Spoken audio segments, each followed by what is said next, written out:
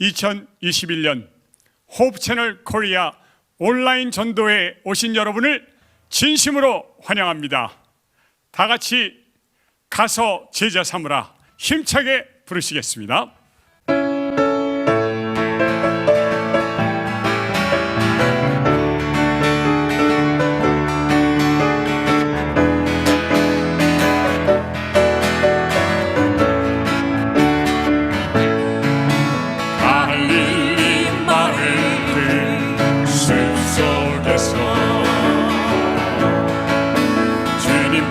열한 제자 다시 부르시사 마지막 그들에게 말씀하시기를 너희들은 가라져 세상으로 가서 제자 삼으라 세상 많은 사람들을 세상 모든 영혼이 내게 달려가니 가서 제자 삼으라 나의 길 가르치라 내가 너희와 항상 함께 하리라. 호프 채널 온라인 전도회에서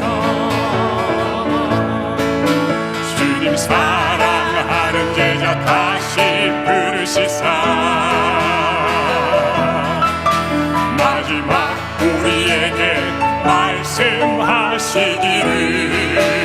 말씀하시기를 너희들은 가라져 땅 끝까지 가서 제자 삼으라 세상 많은 사람들을 세상 모든 영혼이 내게 달려가니 가서 제자 삼으라 나의 사랑 전파하라 내가 너희와 항상 함께 하리라. 가서 제자 삼으라 가서 제자 삼으라 많은 사람들 세상 모든 영혼이 내게 달려가니 가서 제자 삼으라 나의 사랑 전파하라 내가 너희와 항상 함께 하리라.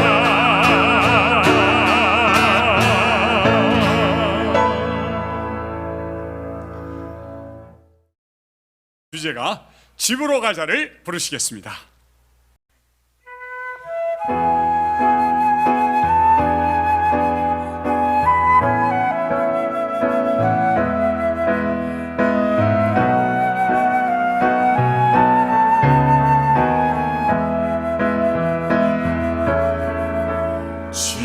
집으로 가자 집으로 가자 이런 눈물 흘리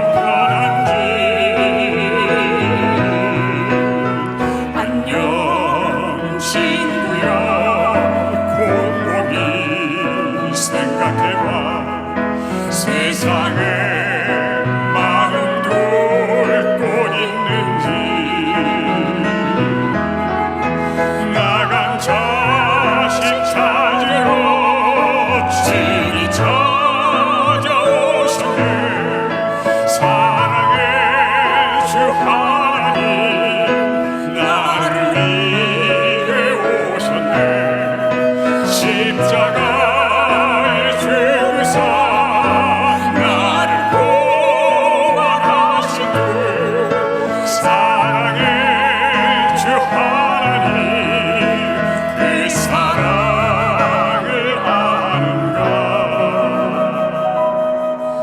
집으로 가자, 집으로 가자. 어두운 죄로 아파하지 않는 곳. 집으로 가자. 집으로 가자. 내 아버지 기다리시는 그곳에. 안녕 친구여, 생각해 보았는가.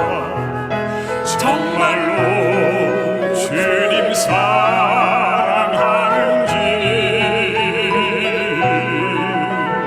안녕 친구여, 세상 떠나갈 때에 사랑하는 주님 만날 수 있는지. 마음속 깊은 곳에 하나님이 계신가. 희미한 예감으로 평안을 얻지 못해 예수님 알기 위해 얼마나 고민했나.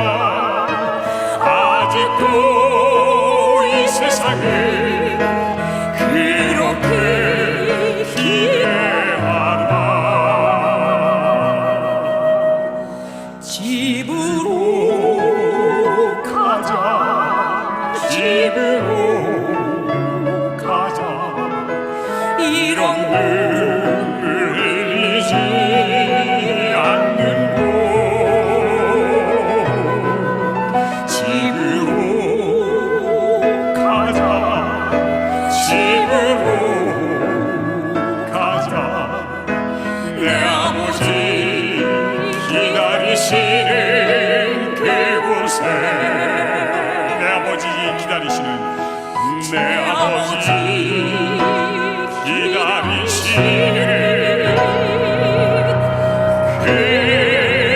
그곳에.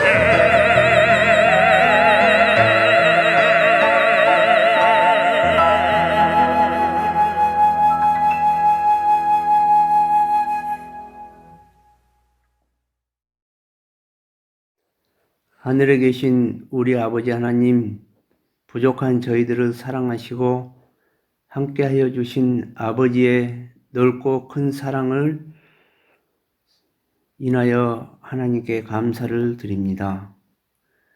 우리를 위해 하나밖에 없는 아들을 이 땅에 오게 하시고 우리 죄를 위하여 십자가에 못 박혀 죽으심으로 인하여 우리 죄를 담당하시고 죽음으로 부활하셔서 우리에게 하늘의 산 소망을 가질 수 있도록 인도하여 주신 아버지 은혜를 더욱더 감사를 드립니다.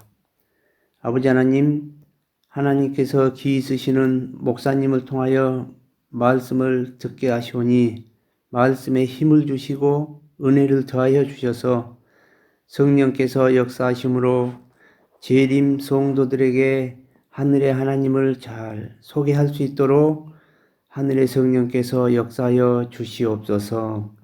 또한 저희들과 함께해 주시고 말씀 속에서 하늘의 하나님을 만날 수 있도록 우리 재림 성도들에게 하늘의 은혜를 더하여 주시옵소서. 우리를 사랑하시고 우리를 항상 구원의 길로 인도하여 주시며 우리 죄를 담당하시고 우리를 위하여 십자가에 못 박혀 돌아가신 사랑하시는 예수님의 이름으로 기도드립니다. 서울 종로구 평창동에 연예인 교회가 있습니다. 이름 그대로 연예인들이 주로 모이는 교회인데요. 아마 지금은 예능교회로 그 이름이 바뀐 것 같습니다.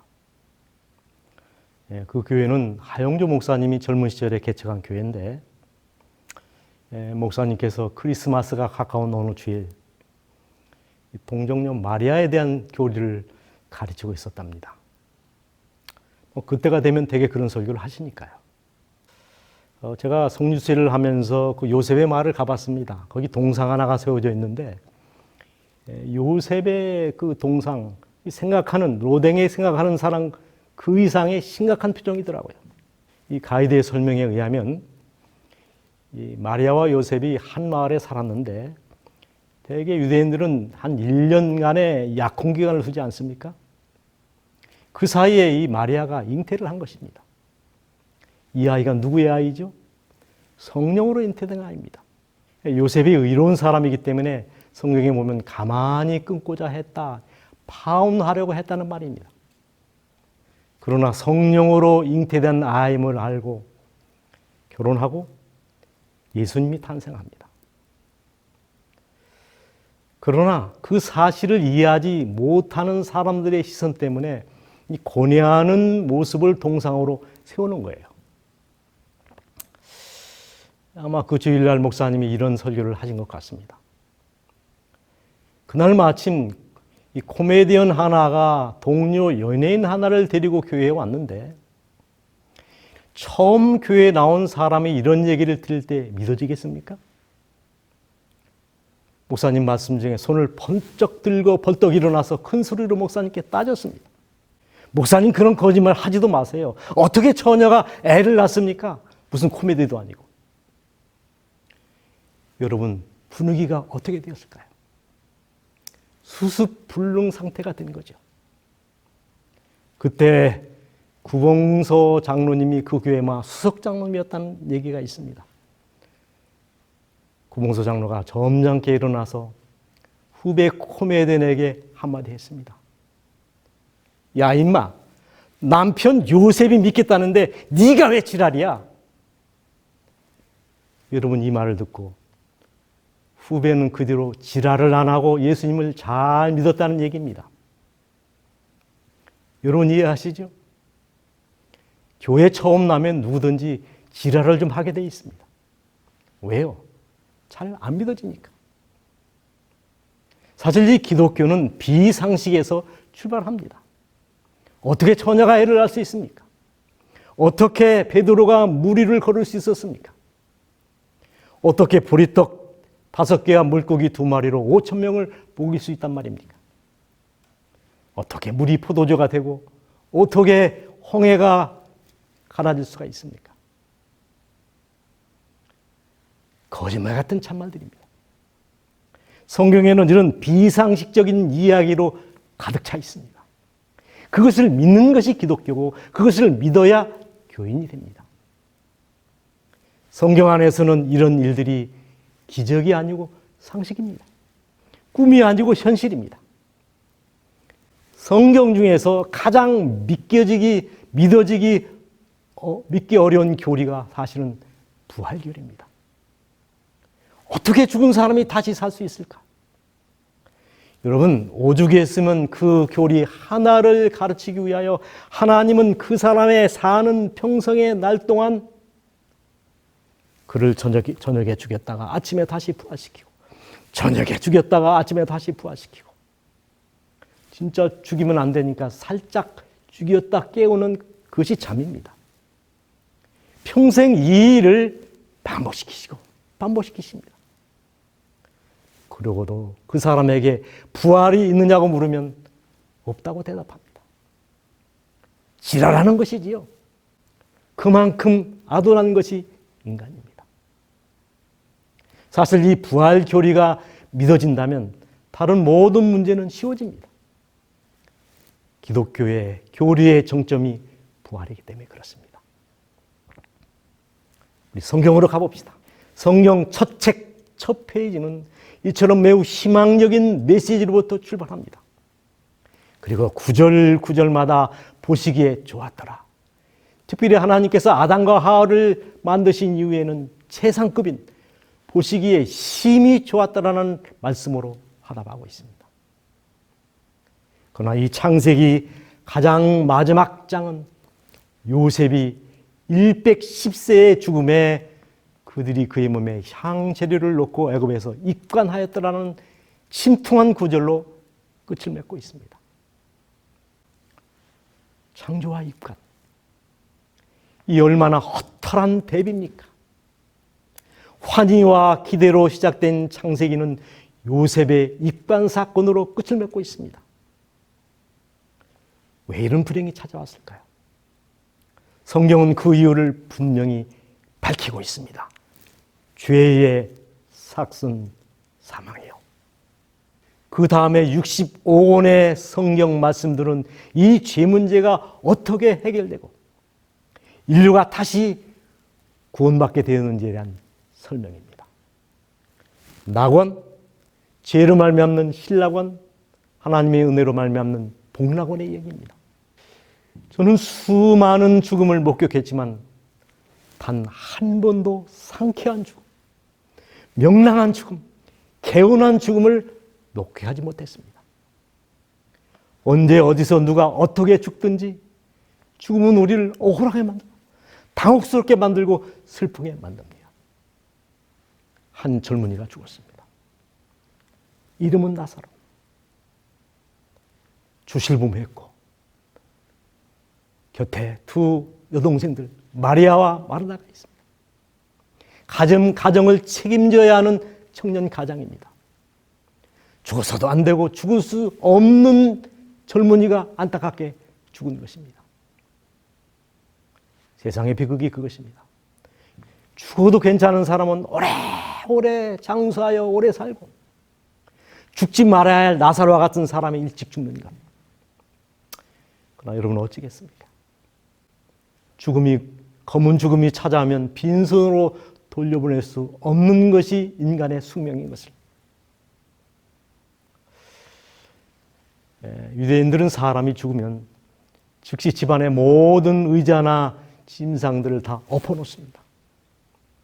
끝났다는 말입니다. 그 다음 첫 3일은 통곡하며 울고 4일간은 애도하며 소리 없이 울고 그리고 나머지 30일은 머리도 깎지 않고 옷도 벗지 않은 채 애도하며 보냅니다. 오라벨을 잃은 마리아와 마르다가 그런 모양으로 넋없이 울고 있었습니다. 원래 이 나사로의 가정은 예수님께서 내 집처럼 들러 식사도 하시고 교제하셨던 각별한 관계의 가정이었습니다.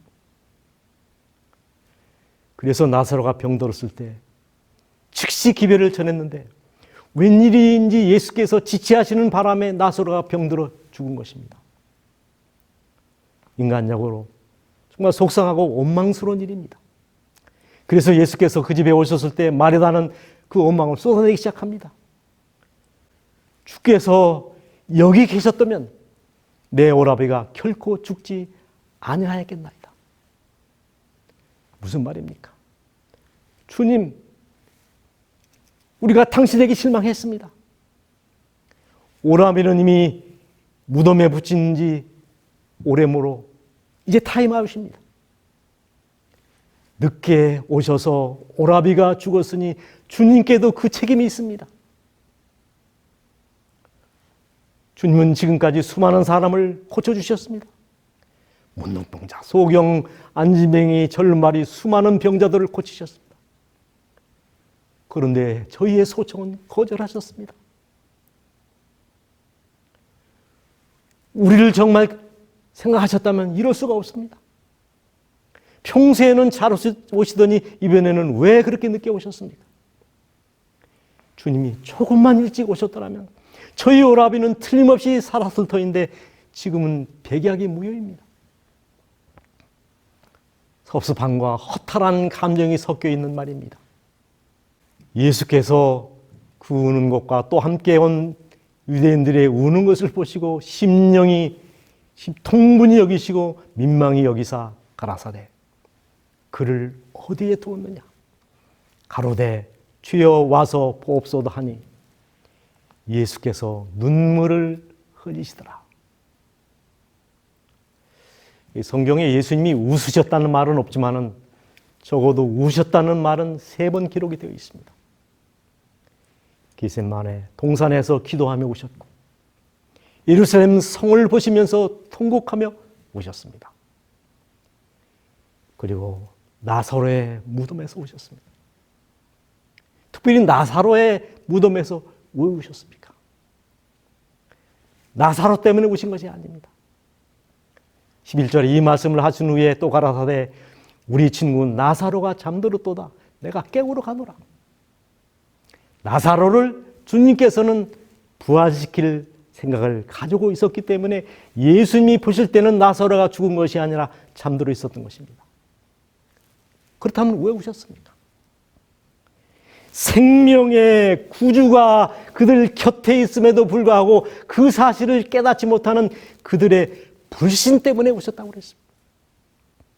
지금도 마찬가지입니다. 믿음 없는 나, 믿지 못하는 나, 불신하는 나를 보시면 주님은 통곡하십니다. 그리고 왜 오셨습니까? 지금 나사로를 위하여 울고 있는 많은 사람 중에 며칠 후에 자기를 죽일 계획을 세울 것이고 그들 중 대부분은 몇 날이 못 되어 십자가에 못 박았소서 십자가에 못 박았소 외치는 사람 가운데 있을 것을 보고 계셨습니다. 그리고 더 나아가서 예루살렘이 로마 군대에 포기될 것이고 그때 거기서 울고 있는 사람들이 소망 없이 죽을 것을 바라보고 계셨습니다. 그리고 더 나아가서 죄로 말미암아 속절없이 죽을 수밖에 없는 즉 두 번째 사망을 당하게 될 각 시대 각 나라의 인간 가족들의 서글픈 운명을 내다보시고 오셨던 것입니다. 예수님은 눈물을 흘리시면서 나사로의 무덤으로 천천히 다가가셨습니다. 39절 예수께서 가라사대 돌을 옮겨 놓으라 하니 무엇을 하기 위해서입니까? 나사로를 부활시켜 불러내기 위해서입니다. 그런데 그 일을 누가 막았습니까? 마르다입니다. 누이 마르다가 가로되 주여 죽은 지 날이 되었음에 벌써 냄새가 나나이다. 예수님 다 끝났습니다. 썩어서 냄새가 납니다. 그러나 여러분, 조금 전에 예수님이 오셔서 나는 부활이요 생명이니 나를 믿는 자는 죽어도 살겠고 무릇 살아서 나를 믿는 자는 영원히 죽지 아니하리니 네가 이것을 믿느냐라고 물었을 때 분명히 마르다는 큰 소리로 내가 믿나이다라고 고백했습니다. 그러나 당장 이 일이 현실로 다가왔을 때 그는 이 말씀을 믿지를 못했습니다. 그것이 마르다의 믿음의 한계였습니다. 마르다는 약속을 아주 먼 장래일로 지켜놓았다 그랬습니다. 즉 돌을 옮기라는 예수님의 명령에는 순종할 수 있었지만 부활에 대한 확신은 없었던 것입니다. 예수께서 말씀하십니다. 40절 예수께서 가라사대 내 말이 내가 믿으면 하나님의 영광을 보리라 하신대. 제가 여러분에게 믿겠습니다. 예수님에게는 감기 환자 고치는 일이 쉽겠습니까? 암 환자 고치는 일이 쉽겠습니까? 암 환자를 고치는 일이 쉬울까요? 죽은 자를 살리는 일이 예수님에게는 더 쉬울까요? 여러분, 모든 것이 끝난 자리에요. 죽은 지 이미 사흘이 되고 냄새가 나고 무덤 문이 굳게 돌로 닫혀 있었음에도 불구하고 예수님은 그 무덤에 마침표를 찍지 않았습니다. 예수님은 슬픔에 눌려 주께서 예비하신 황홀한 이적을 믿음으로 바라보지 못하고 슬픔에 떨고 있는 자매를 나무라지 아니하시고 천천히 무덤으로 다가가셨습니다. 그리고 마치 잠에 빠진 사람을 흔들어 깨우듯이 나사로를 부릅니다. 43절 큰 소리로, 작은 소리가 아니라 큰 소리로 나사로야 나오라 부르시니 44절 죽은 나사로가 수족을 배로 동인 채로 나오더라. 아멘. 조상집이 잔치집으로 바뀌었습니다. 슬픔은 기쁨으로, 탄식은 찬양으로, 울음소리 대신에 놀람과 기쁨의 탄성이 온 집안을 흔들었습니다. 모든 것이 끝난 자리, 실망과 슬픔으로 통곡하던 자리, 마침표를 찍을 수밖에 없는 절망의 자리에 오셔서 우리 주님은 그 마침표를 황홀한 느낌표로 바꿔놓으셨습니다. 마침표를 느낌표로. 우리 친구 나사로가 잠들었도다. 그러나 내가 깨우러 가노라. 그렇습니다. 그리스도인 사전에는 죽음이란 단어가 없습니다. 죽음이라고 쓰고 그것을 잠이라고 읽습니다. 다 죽었다고 다 죽은 것이 아니요, 살았다고 다 산 것이 아닙니다. 살았으나 죽은 사람이 있고 죽은 것처럼 보이지만은 살아있는 사람이 있습니다. 예수님을 잘 믿고 죽은 사람은 죽었으나 살아있는 사람이고, 예수님을 믿지 않고 살고 있는 사람은 살은 것처럼 보이나 죽은 사람입니다. 역사의 반전입니다. 나사로가 부활한 지 꼭 일주일 후에 우리 예수님은 나귀를 타고 호산나 호산나 군중들의 환호를 받으면서 예루살렘으로 입성하셨습니다. 그러나 그 행렬은 최후의 죽음을 품고 있는 죽음 행렬이었습니다. 곧 예수님은 체포되어 재판을 받으신 후 십자가에 달려 죽으십니다. 운명이 뒤바뀐 것이죠. 산 나사로와 죽은 예수님. 이때 우리는 나사로의 무덤에서 하셨던 생명의 선언의 말씀을 기억해내야 합니다. 나는 부활이요 생명이니 나를 믿는 자는 죽어도 살겠고 무릇 살아서 나를 믿는 자는 영원히 죽지 아니하리니 이것을 내가 믿느냐라고 하신 이 말씀이 공수표가 되지 않기 위해서는 예수님의 부활이 반드시 있어야 합니다. 우리 예수님께서 정말 부활하셨습니까? 이런 문제의 그 일요일 새벽, 운명하신 지 3일 되는 그 이른 새벽에 하늘에 힘이 있는 전사가 바로 예수님이 잠들어 계신 무덤 앞에 섰습니다. 그 전사는 천지가 진동하는 큰 소리로 하나님의 아들이여 당신의 아버지께서 당신을 부르시니 나오소서. 당신은 사단과 어둠의 권세를 깨뜨리셨도다. 당신은 승리로 어둠을 삼키셨도다. 우리는 성경에서 통일하기 이를 데 없는 기록을 봅니다. 마가복음 16장 6절. 그가 살아나셨고 여기 계시지 아니하니라. 사랑하는 여러분, 저는 나는 부활이요 생명이 나를 믿는 자는 죽어도 살겠고 무릇 살아서 나를 믿는 자는 영원히 죽지 아니하리라. 이 말씀이 성경에 기록된 것을 인하여 하나님께 감사합니다. 그리고 경에 기록된 대로 죽은 지 사흘 만에 부활하신 주님을 찬양합니다. 이 말씀이 없었더라면, 이 역사가 이루어지지 않았더라면 이 부활의 역사가 일어나지 않았다면 기독교는 시대의 사기꾼이 될 뻔했습니다. 고린도전서 15장 12절로 19절의 말씀입니다. 그리스도께서 죽은 자 가운데서 다시 살아나셨다 전파되었거늘 너희 중에 어떤 이들은 어찌하여 죽은 자 가운데 부활이 없다 하느냐. 만일 죽은 자의 부활이 없으면 그리스도도 다시 살지 못하였으리라. 그리스도께서 만일 다시 살지 못하셨으면 우리의 전파하는 것도 헛것이요 또 너의 믿음도 헛것이며 또 우리가 하나님의 거짓 증인으로 발견되리니 우리가 하나님이 그리스도를 다시 살리셨다 증거하였습니다. 만일 죽은 자가 다시 사는 것이 없으면 하나님이 그리스도를 다시 살리지 아니하셨으리라.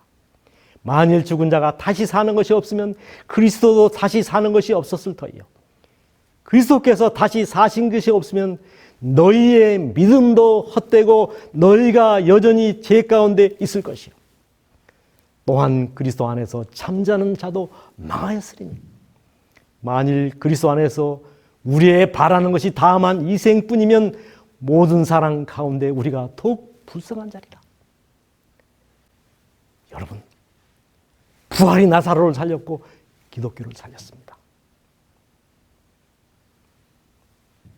부활, 예수님이 부활하시기 이전에는 지구는 거대한 무덤이었다.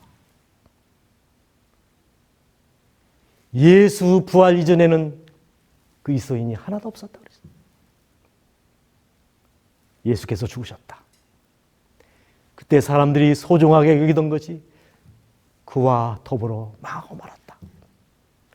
희망은 무덤 속에서 그 옆에 누웠고 사랑은 해골처럼 싸늘하게 되었다. 예수께서 부활하셨다. 그때 희망이, 생명이, 빛이 그와 더불어 살아났다. 사람들은 말했다. 그리스도가 아니라 바로 죽음이 어젯밤에 죽었노라고. 그리하여 기쁨과 진리와 온갖 덕들이 그의 부활과 더불어 살아났다고.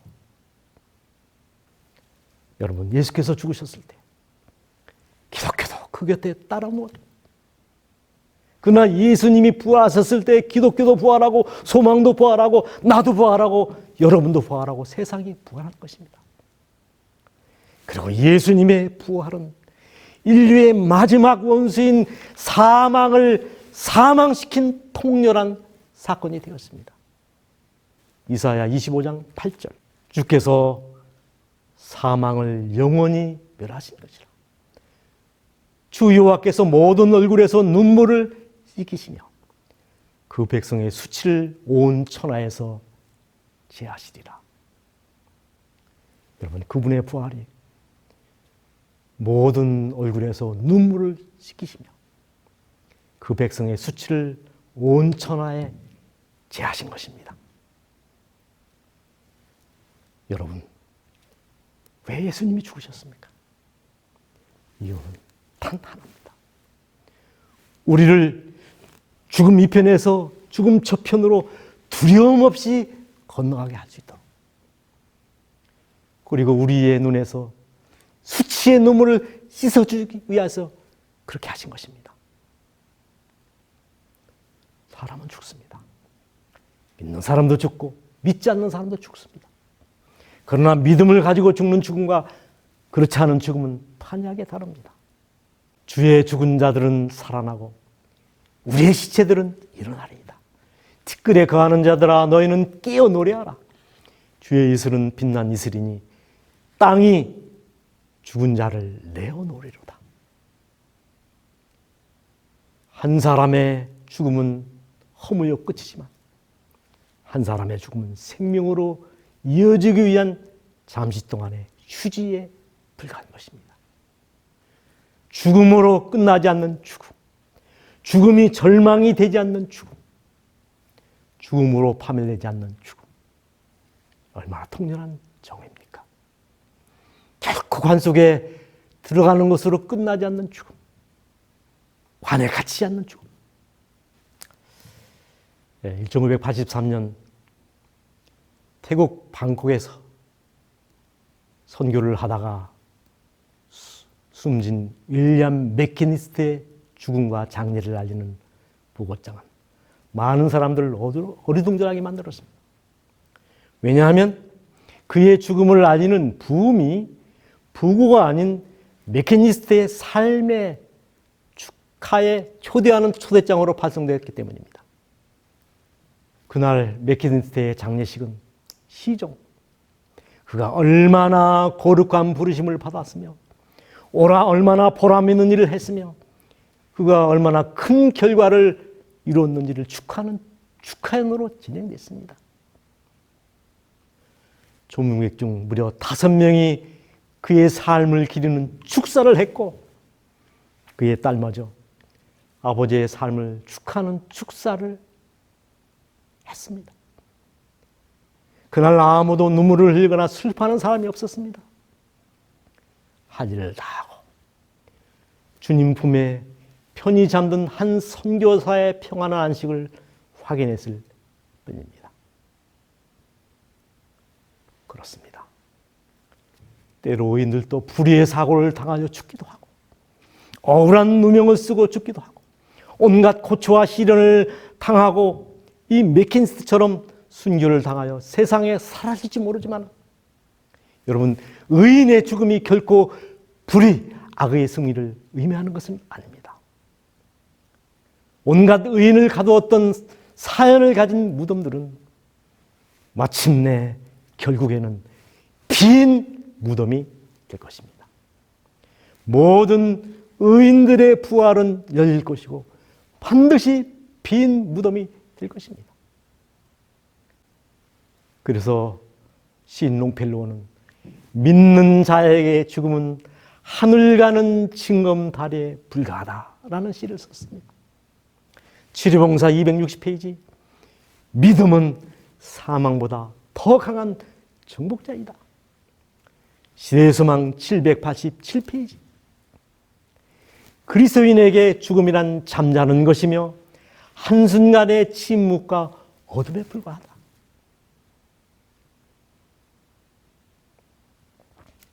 죽음조차도 믿는 자에게는 한가 사소한 문제에 불과하다. 저는 인간의 마지막 원수인 사망을 사망시킨, 그래서 이 죽음을 사소한 문제로 만드신 주님을 찬양합니다. 마침표를 감동의 느낌표로 바꿔놓으신 우리 주님. 죽음의 침상을 부활의 현장으로 바꿔주신 우리 주님께 영광을 돌립니다. 그리고 저는 언제 읽어도 우리 마음을 뭉클하게 하는 이 보증의 말씀을 읽으면서 오늘 제 말씀을 마치려고 합니다. 하나님께서는 없는 것들을 있는 것처럼 간주하신다. 그분은 시작부터 끝을 아시며 그분의 사업의 결과를 그것이 지금 이루어진 것처럼 보신다. 아담으로부터 시작하여 맨 마지막에 죽을 성도에 이르기까지 죽은 고귀한 자들이 하나님의 아들의 음성을 듣고 무덤에서 나와 불사불멸의 생명을 얻을 것이다. 하나님은 저희 하나님이 되고 그들은 그분의 백성이 될 것이다. 그분과 부활한 성도들은 친밀하고 부드러운 관계를 맺게 될 것이다. 그분의 목적 가운데 이되어 있는 이 형편을 그는 이미 이루어진 것처럼 보신다. 그 다음 말씀을 주목하십시오. 죽은 자에게는, 그리스도에게는 산 자이다. 죽은 자가 그리스도에게는 산 자이다. 아멘.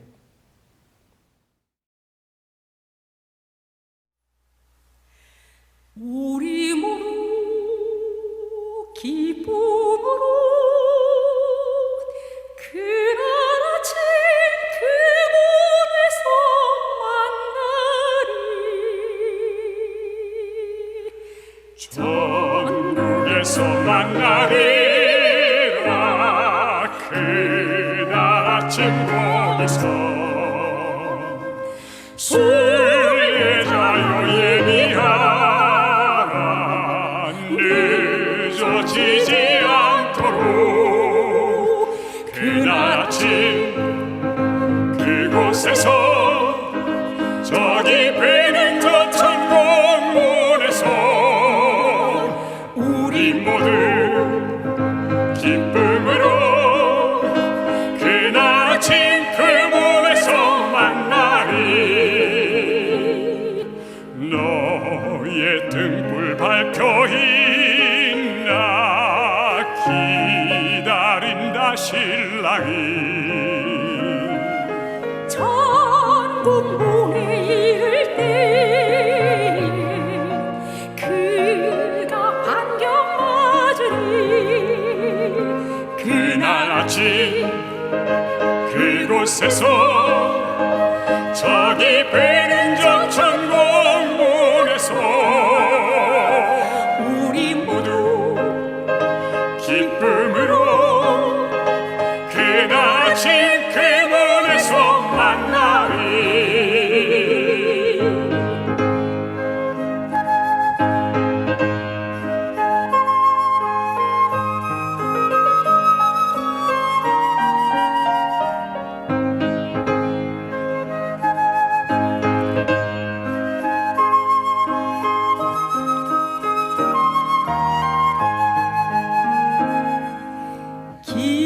기다리던 성도들과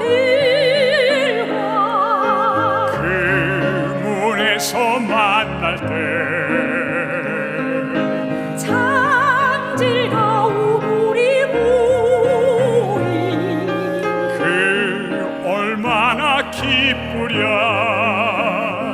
그날 아침 그날 아침 그곳에서 저리 베는 저 천국문에서 우리 모두 기쁨으로 그날 아침 그 문에서 만나리. 그날 아침 그 문에서 만나리.